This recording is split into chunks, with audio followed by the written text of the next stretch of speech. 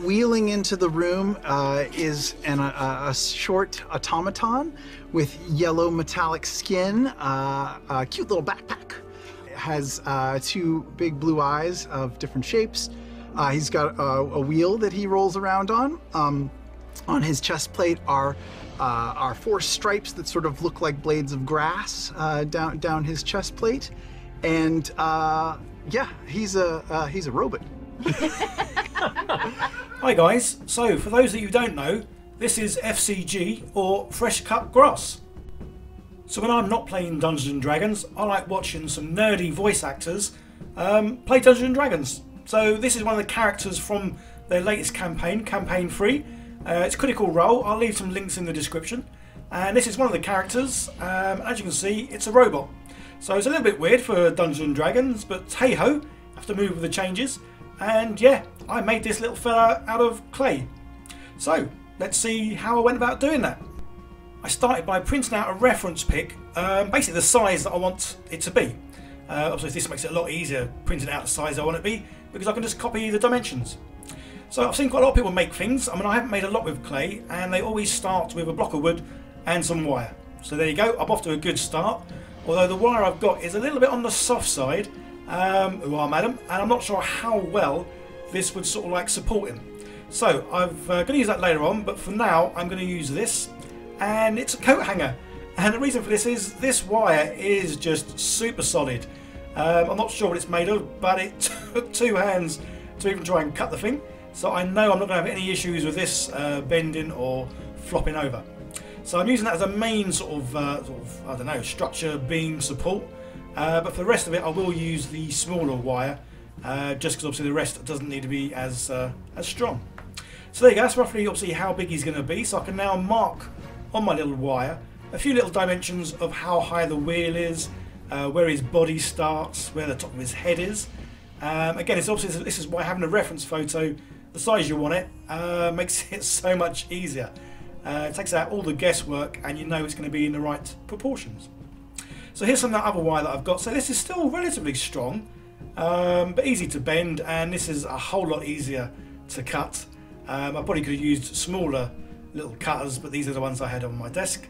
So yeah, use them, and then that's roughly sort of the arm sort of dimensions, shape, size and all that.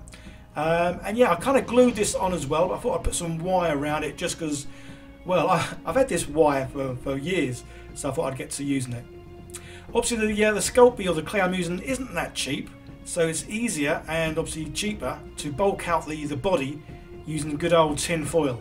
This is something I've got loads of, because if you've seen one of my recent videos, I emptied a whole tin roll just because I wanted the tube that was inside it. So yeah, I've got a lot of tin foil about, so yeah, we use that.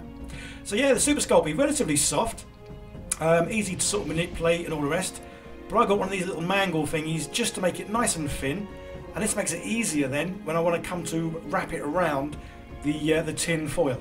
Again, this is another device I've had for about 2 years, hardly used. I was going to make loads of things out of clay when I first started this channel, but then somehow I got into other things and yeah, didn't quite do what I intended to do. So that's why I'm now going to make a few more sort of bits and pieces from clay. Just it's something different, something fun, and yeah, I kind of enjoyed it, because you really are sort of making something out of nothing. Well, obviously in this case I'm making it out of clay, tin foil and some wire. So yeah, it's a simple enough process. You just sort of keep building it up. This is another reason why I like rolling out to the thin strips, because then you can just sort of make the thing up as you go along, add a little bit here, add a bit there. Very easy to sort of smooth down as well. I have got a few tools that I'll be using in a minute, but for the majority of it, yeah, using the fingers, thumbs, whatever you got, just sort of smooth it down, which is pretty cool. And obviously, because it does come out in nice thin strips, you can then just cut it with any kind of blade, and then, yeah, say just build it up as you go along. So for the wheels, I had considered making them fully out of the clay, but then wasn't too sure how well or how easy I could get them nice and round. So obviously a bit of cheating here. I've used a couple of washers, and then using some more wire, just making the spikes or spokes even. And then yeah, so basically it's a case of making up lots of the bits and pieces, and then sort of like assembling them afterwards. So this is easy obviously to roll out, cut, all the rest of it. Like I say, I've got a few tools that I can use to make indentations. But in this case, obviously just using the blade was good enough, although I kind of went right through, so I did have to sort of glue a bit afterwards. But hey ho, so nice and simple and easy to do. If you have watched Critical Role, let me know in the comments, guys, which character you think I should have a go at next. Obviously, I've started with a relatively easy one here, doing a robot. But I do want to have a go at doing one of the other figures as well. Obviously, it's going to be a bit more trickier because I'm going to do a proper sort of body, and obviously more importantly the face. So I haven't done a lot with clay, so I want to do more. But yeah, I've not really made any faces yet. So let me know in the comments who you think I should make next, and I'll give them a go.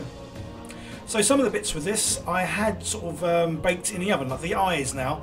The good thing is, obviously, you can build bits, bake them, and then you can still attach them. I do have some glue you'll see coming up a bit later that you can use to assemble Sculpey to itself.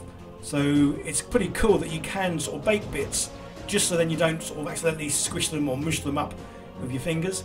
But then you can still add more Sculpey to hardened Sculpey, which is pretty cool. So as you might have seen in the intro there, I wanted to make it so I could do the hands and change them over. Because obviously he does have like sort of normal hands, but then he can take them out and use weapons. He's got like a little chainsaw, and I'm not sure if he got not exactly a rocket launcher, but I think he's got something else, but I couldn't remember what it was. Maybe let me in the comments what other sort of tools he's got or interchangeable hands he has. So yes, this is that Sculpey glue.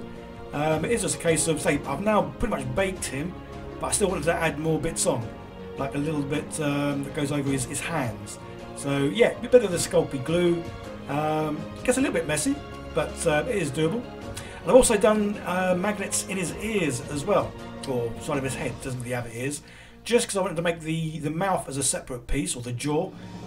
Again, just so this bit could be sort of movable and go up and down, and obviously it could be replaced. I'm not sure if he ever replaces his mouth. I don't think I've seen him replace his mouth, but you never know. And then the backpack, I'd thought about using some tin foil and then covering it. Because it's not very big, I thought, nah, just go straight with a Sculpey. Makes it a lot easier getting the desired shape straight away. So simple enough backpack. And again, this gets a little magnet in it just so it can attach the circular saw. So obviously you can hold it and then it can just sort of come off. So yeah, again, I've had magnets. I've had these magnets for years and years and years. I haven't really used them much, so yeah, I'm trying to use stuff that I've had a long time and never done much with. Just because obviously I bought it to do something, and then, well, other things kind of pop up. But yeah, so I really am watching or into the Critical Role. Obviously, there's campaign 3 at the moment, but I have gone back and I'm kind of partway through campaign 1 and campaign 2. I'm kind of flittering all over the place, to be honest. So yeah, these are the obviously interchangeable hands with the magnets, which is pretty cool. And yeah, it just gets to building up the hands and the fingers with more of the Sculpey. I think I probably didn't really need to use a framework for the fingers, because if anything they kind of got in the way. So I think I would do fingers just separately without the wire in between. Just because obviously once it's cured and hardened, yeah, there's no real need for the wire. I don't know, I was kind of getting a bit excited using wire, I think. But yeah, there you go, all sort of primed and ready to paint. Pretty simple colours this, obviously, just like a metallic yellow, metallic blue, and then some silver, really, and a little bit of black and white for the tyres. So I did actually end up giving him 2 coats of the paint. The first coat went on pretty good, but you could kind of see sort of brush marks. Not a lot, but enough that it was worth going over for a second coat.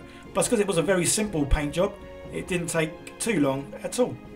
And yeah, I'm really pleased with the colours, because the colours aren't sort of too dissimilar to the colours in the reference picture, which is pretty handy because this was the only metallic yellow and only metallic blue I've got. And yeah, the colour resemblance is pretty cool. So yeah, pleased with how that came out. So for the base, I considered making a base up, but then I saw these bases that I've been using for other sort of my other sort of D&D miniatures. I'll leave a link in the description to where these can be found as well. And yeah, just a case of giving it a black primer and then do a bit of dry brushing with a few different greys over the top. Drill a hole in the centre, and yeah, put him off with one sort of stand and plonk him on the other. And that's him almost done. So yeah, so here's obviously the fingers painted separately. And so I really am pleased that I did do the magnets, because at one point I was going to, then I wasn't, and then I was. And yeah, obviously I'm glad I did now, just because of having those interchangeable bits. Yeah, it's pretty cool that you can just sort of mix out things. So obviously he has a good old gas canister, and if you watch the program you'll see the guy drinks out of a big one of these. Obviously it's not a real one, he's kind of cleaned it out. And on the side, yeah, I have gas, which is pretty cool. So yeah, it looks just like the campaign one. And then last thing to do was to put the leaves on him, or grass even. This is obviously why he's got his name, Fresh Cut Grass. So obviously I'm cheating here. I'm using these like acrylic pens, which is obviously much easier than trying to paint this on. And there we go. That's him complete. And yeah, I'm really pleased with how he's come out. I say I haven't really made much from the clay, but I certainly want to. And yeah, I'm pleased with how he's looked in this. And I'm very pleased that I did the old interchangeable hands. As it is fun just having that option of moving sort of bits and pieces here and there. So yeah guys, let me know in the comments who you think I should make. I've got, well, to be honest, I like all the characters out of Critical Role, the campaign 3, so I'll happily have a go at making any of them, and it will be fun to sort of make a character with a proper face. I say the robot was obviously much easier, very simple sort of design and look to him, and I know the figures are obviously going to be a whole another tricky ball, but yeah, I look forward to having a go at that. Hope you guys enjoyed this. I just want to say a quick shout out and thank you to all my patrons as well as the sponsors for helping making it possible for me to sort of keep making these videos and obviously buying the materials I need to build stuff. So yeah guys, I hope you enjoyed this. Leave comments down below, hit the like button, all that good stuff, and I'll see you in the next one. Okay, take care, bye for now.